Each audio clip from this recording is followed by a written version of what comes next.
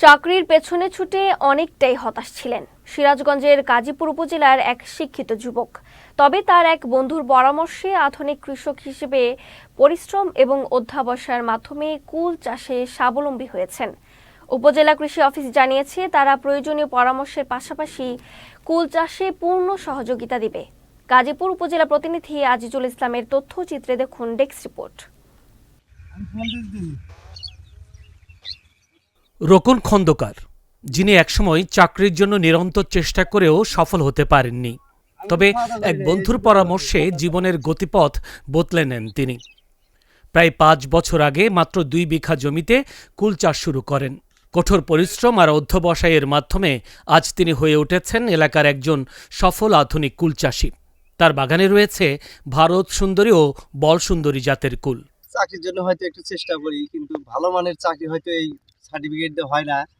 সে বিধায় আমি চিন্তা করি যে তাহলে কি করা যায়। আমার এক ফ্রেন্ড কুল চাষ করে, তার সহযোগিতা বা পরামর্শ নিয়ে আমি কয়েক বছর যাবত আমি এখানে কুল চাষের শুরু করি।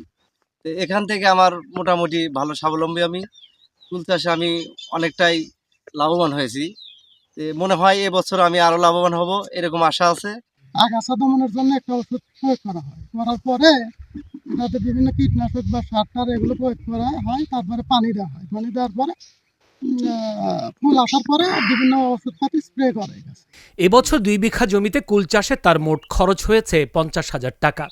এরই মধ্যে তিনি 30,000 টাকার কুল বিক্রি করেছেন।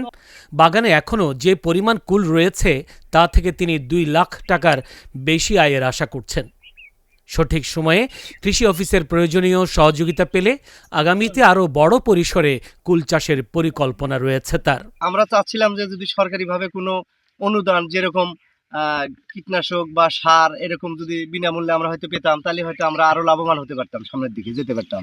2 বিঘা জমিতে যে কুলের বাগান আছে, সেই বাগান থেকে তিনি একটা ভালো আর্নিং সোর্স হিসেবে কাজ করে। তিনি দেখা যায় যে 3 থেকে 3.5 লক্ষ টাকা ইনকাম করে থাকেন, এবং এর পাশাপাশি তিনি এর মাঝখানে বাণিজ্যিক কৃষি হিসেবে সবজি চাষ করেন, যেমন করলা, লাউয়ের চাষ করে থাকেন। আমাদের কৃষি অফিস থেকে তাকে আমরা টেকনিক্যালি যে পরামর্শগুলো আছে সেই কারিগরি পরামর্শগুলো প্রদান করে থাকি। আর যদি আমাদের এরপরে কোনো প্রদর্শনী হিসেবে কোনো ফলজ বৃক্ষের প্রদর্শনী আসে, তাহলে সেক্ষেত্রে আমরা তাদেরকে দেওয়ার চেষ্টা করব, এবং সে যেন তার এই কুল বাগানটাকে আরো বড় করতে পারে। রোকন খন্দকারের এই উদ্যোগ শুধু তার নিজেরই নয়, বরং এলাকার কৃষির অগ্রগতিতেও এক নতুন দিগন্ত উন্মোচন করছে বলেও মনে করেন কৃষি কর্মকর্তা। Zainul Abedin, channel S news desk.